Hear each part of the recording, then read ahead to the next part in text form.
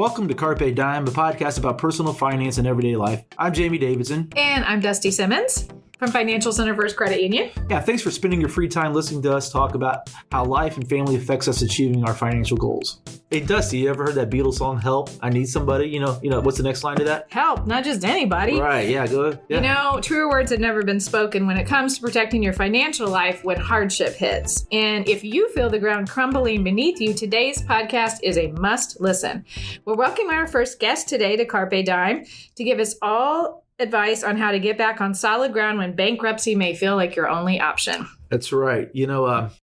So I got a funny one for you real quick here. Have you seen that video of Chris Farley back when he was on Saturday Night Live where he starts rolling down a hill and it says it's January and he keeps rolling down the hill and then it's all February and it's COVID memes. It's one of the best COVID memes. All the COVID memes. Yeah, that's what I think about when I think about 2020. We're 6 months in now, and I feel like we're Chris Farley just falling down that hill, hitting rocks, hitting trees. And when you think you're at bottom, you're not. Right. So I was thinking about that the other day when we were going to sitting here going to talk with Kim today. So what are your thoughts, Dusty? Yeah, I mean, thank goodness neither of us or any of us sitting in this room have fallen on financial hardship lately. But all it takes is that one misstep, that one trip, and you're suddenly Chris Farley rolling down the hill, and it's a snowball.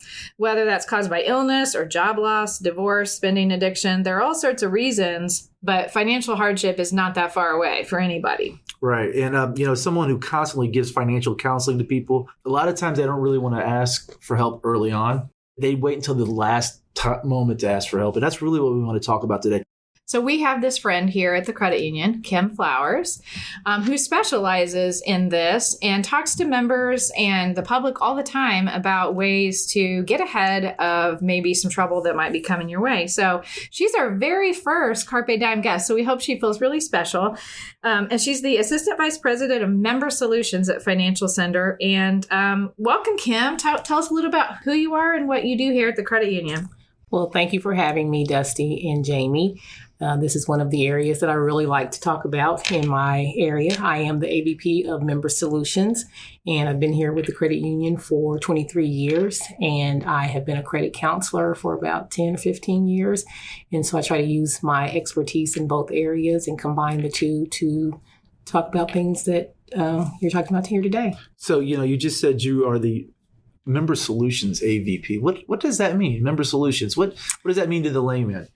Member Solutions is we took the negative connotation off of a collection manager. Okay. We no longer wanted it to be called collections. We wanted to have an approach where the member would feel comfortable in speaking with us. So that's when we went with the name of Member Solutions. Oh, I love that. With a solution that will help the member, and it makes them feel comfortable when they contact us. Right. It's a difference when someone says, okay, I'm going to transfer you to the collection department. And then they're like, oh no, and you get a ClickUp. Right. Versus, well, hold on for a second. Let me transfer you to our Member Solutions department to see if they can possibly help you. Oh, okay. Yeah, like that. They're going to solve the problem, right? Right. We're here to help them solve the problem. That's great. We love that. Okay, so Kim, we're going to just shoot off a few questions at you and let you just fire away with your expertise. So my first question for you are, what are the signs that you see of people who may be getting in that first snowball in over their financial head?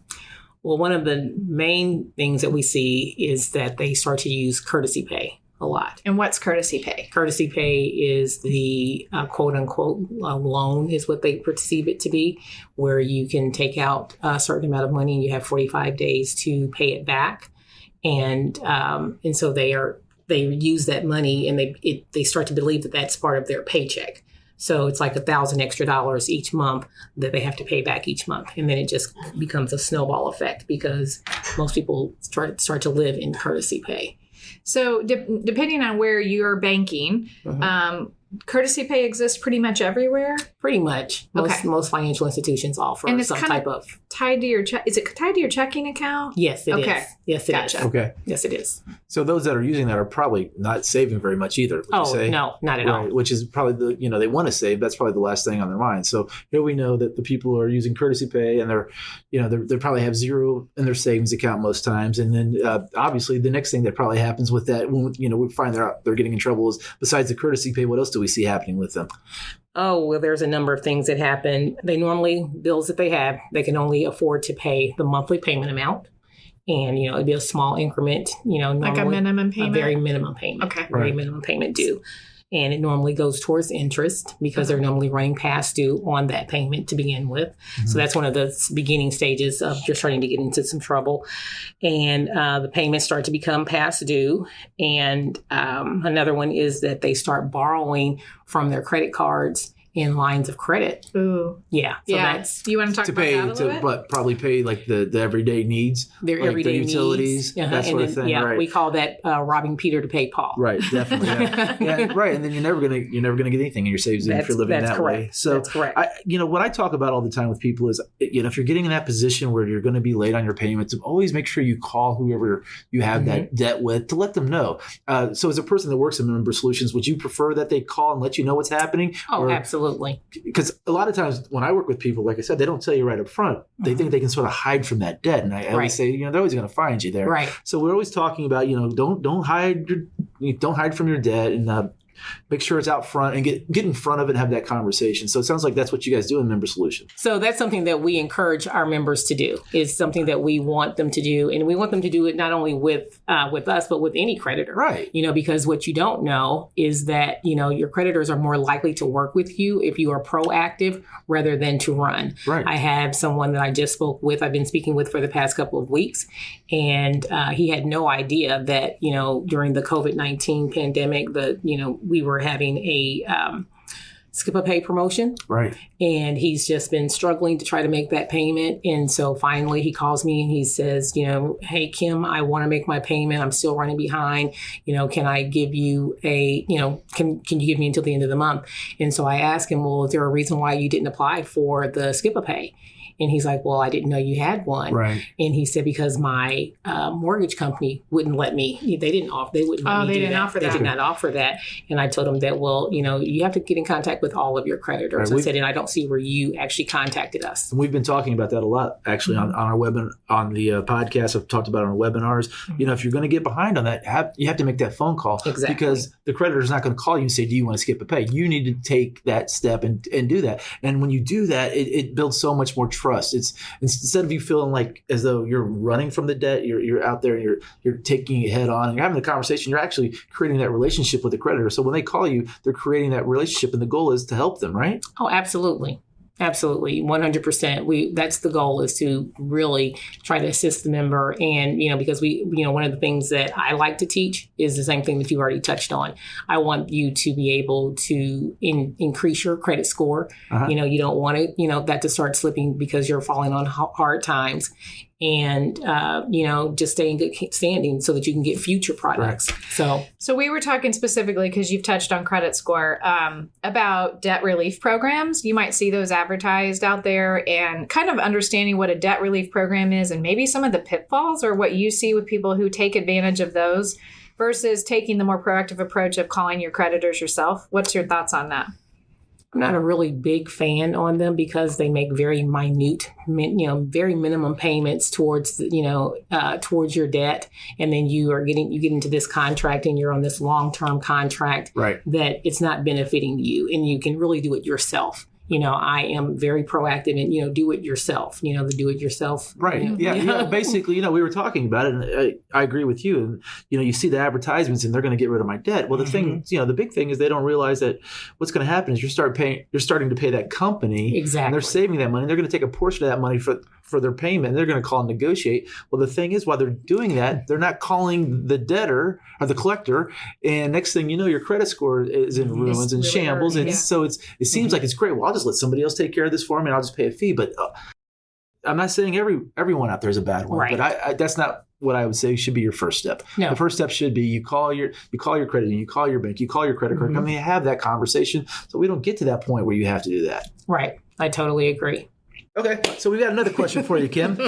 So I like threes. Everything's in threes. Three's the magic number. You ever heard the song Three Buckets? Three's the magic number. Okay. So what 3 tips would you give someone who's having consistent trouble paying their bills? What would you tell them to do? What are the 3 things you would say to them? The first thing that I tell people is to stop spending. Stop. That's a hard Oh, one. yeah. We talk about that all the time. We talk about Yeah. those spending addictions, Yeah. those little things, and Yes. it's funny because we've been talking about, well, people aren't out buying, the things they usually do. Well, no, they're online because you see the Exactly. Amazon truck in the neighborhood every day, right? That is a very true statement. So statement. look at the spending first, right? Yes. So your first one is you're going to look at spending. What's Yep. the second thing you'd The recommend? second thing is that I recommend that they call your creditor. You call your creditors to let them know up front that what you're experiencing, whether it's just financial difficulty, job loss, whatever it is, call your creditors Have the first. conversation, right? Yep, have that conversation. And is most of that conversation, this is the situation I'm in, and let the institution kind of take the lead, or are you there on as an advocate for yourself to kind of negotiate? Hey, this is what I can afford. That is absolutely correct. We want them to. What can you do? If you can't make a full payment, what can you do? Mm-hmm. We're not going to say, okay, well, can you afford just $25? No, we want to stretch you to, give you something to work with, give you a goal to work for.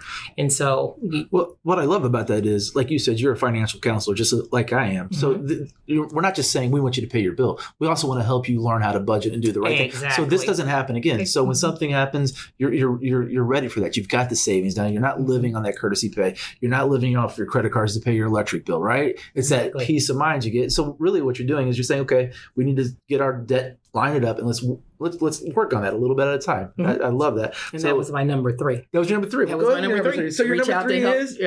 Reach out to it for help from your financial counselor and help to get yourself on a budget, to develop a budget. Look at that. And what if you don't have a financial counselor? I mean, if I'm at Bank of America and I don't even know my banker, where can I find financial counseling resources? You can come to Financial Center First Credit Union. There you go. We're gonna come see me. or any credit union. Credit unions are here to help you. Yep. People helping people. So talk to your local credit union. Yes. And I'm sure there are online resources out there. Google some things, but budget worksheets. Yes. All of those things that you can do proactively. But so I want to get a little, before we go on to the next question, do you have like one story you can share with us where you saw somebody do something just ridiculous and you just were like shaking your head at the end of it, or is that something you prefer not to? You deal with two spectrums. So you have older people who think that they can't learn, they feel they're embarrassed about it. And then you have the younger crowd that, they don't want to learn. They don't want to, they think that they know it. They know how to do it anyway.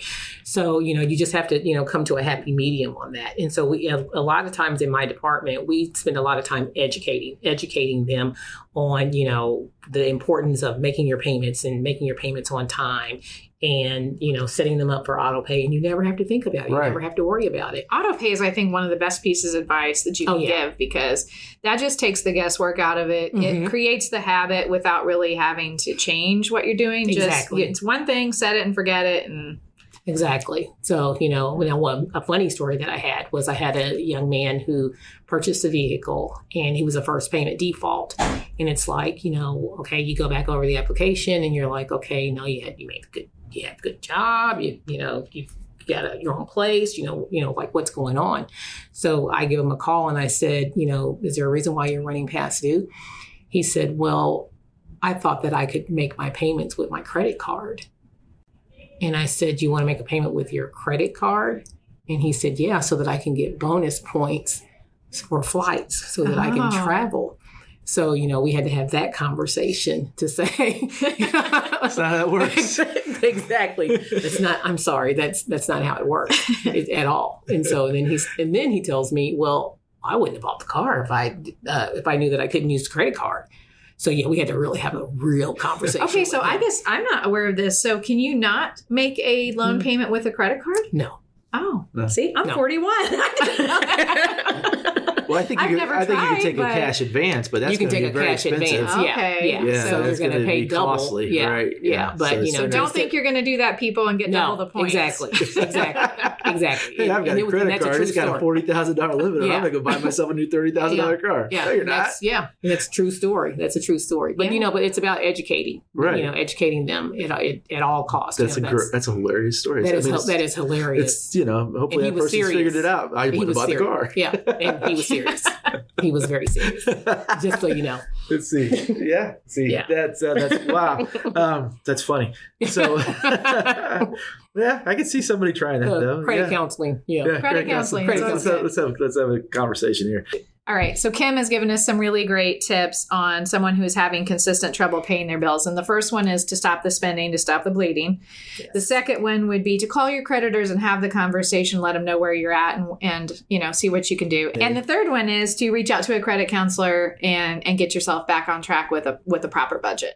So, we do a little bit of research before each of these, and we were looking at, what happens when somebody is past the point of no return, which it does happen, and found some statistics on bankruptcy. And, here in Indiana, 3 out of 1,000 people are now filing bankruptcy on an annual basis. And that average bankruptcy debt is around $21,000. So for everybody out there, you may not know exactly what bankruptcy is or what it means to you, and that there are different types. So Kim, will you give us a little bit more background about what bankruptcy means and the different types that there are?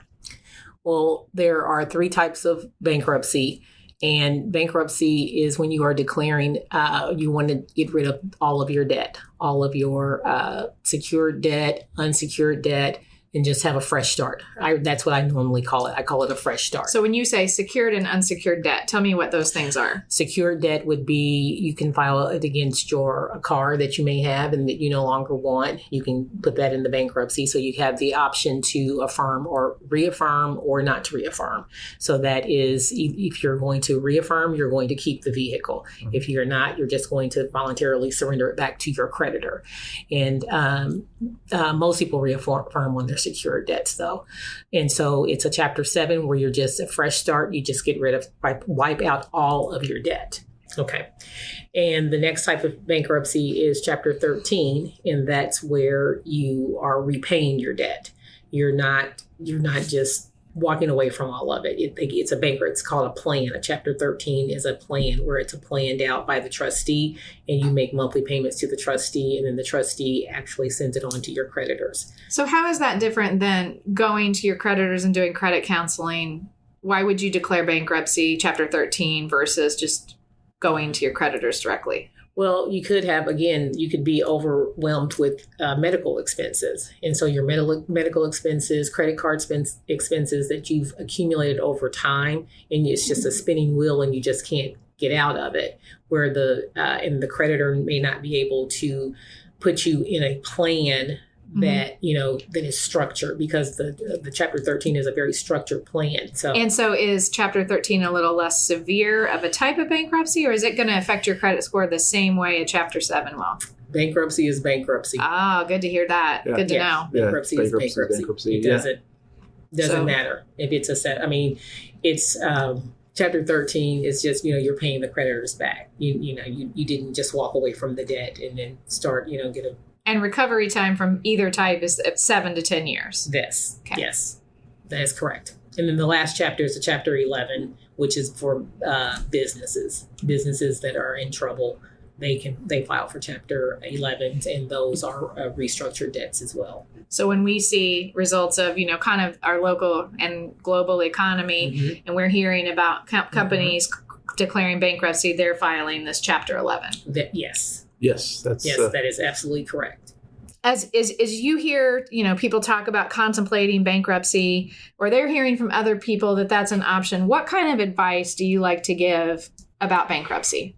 Well, my number one thought is don't listen to the other people. They make it sound easy, but it's not easy, because bankruptcy is a 10-year dark hole. Wow. Of your credit has been ruined. And you may be able to go out and get credit. However, you're going to pay for it. It's going to come at a cost. You're going to have higher interest rates in upwards of 27 to 30%.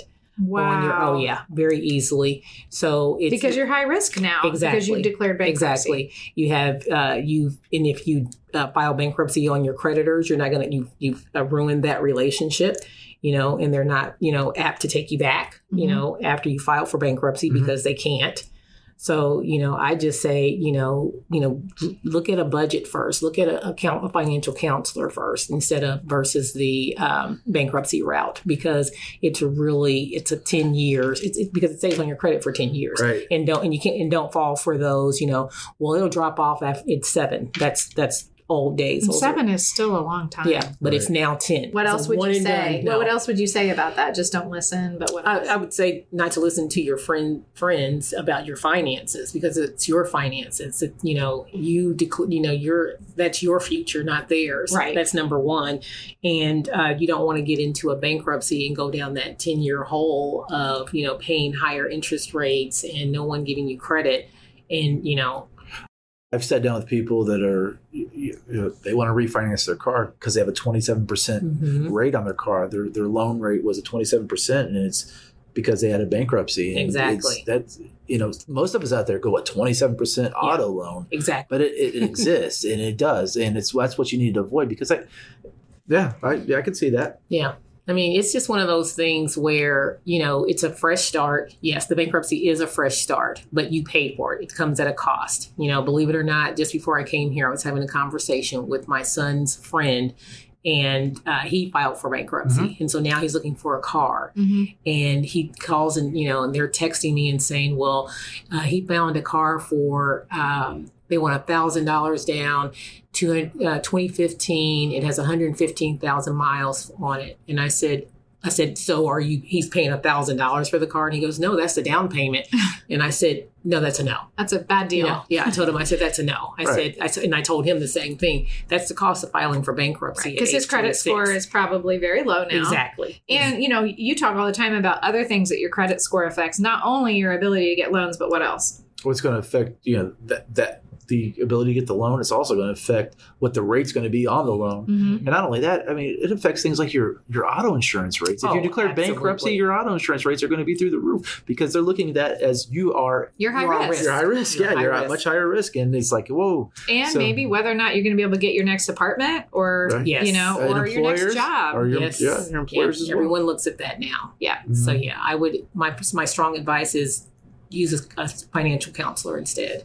Try to go the financial counseling. But the first thing, again, is I would say stop the bleeding. Right. Stop the bleeding. Stop the spending. Change your behaviors. Yes. Exactly. It's hard to do, but it can be done. It can be done. I have a family member that declared bankruptcy 20 years ago. Did everything right since then. They have great credit now. Everything has been good since then. They were one of the ones that did it, and they did everything right after that. And good for them. I mean, I guess, right?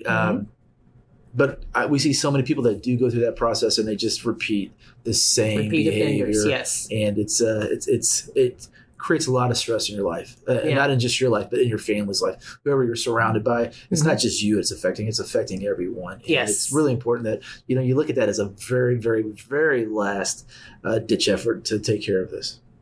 Right. We're going to wrap it up here today, Kim. What words of wisdom would you give to those people that are in that situation where they think it's hopeless? How can we help them? Or if you see that you're headed down that path, what would you say? I would say contact your credit union or a credit union. They help you for free. They will help you with your credit counseling, help you to get on the right path, and help you in a budgeting situation. And they offer financial literacy to you. So that would be my words of wisdom. Get help. Communicate with a credit union. Very good. Thank you. And you need help, just not anybody. Oh, yes. Are you going to sing it again? Oh, Lord help me. I'm not going to sing it again. Oh, here we go. There you go. You sing it, Kim. So we want to thank Kim for coming in today. Absolutely. Great job. We appreciate it. You're our first guest, and have you back another time. Love to having you. Love the stories, and love helping our members, and actually not just our members, but everybody else that's out there. Awesome. Carpe Dime is presented by Financial Center First Credit Union. It's produced by Jamie Davidson, Dusty Simmons, and Courtney Cooper. Financial Center is a 6-time national award winner in the category of adult financial literacy. And our goal is what, guys? To help improve your financial lives. That's right. To learn more, visit fcfcu.com. And if you like what you hear, subscribe to our podcast from Google, iTunes, SoundCloud, and Spotify. Just want to thank everyone for listening today. Stay tuned for more podcasts of Carpe Dime.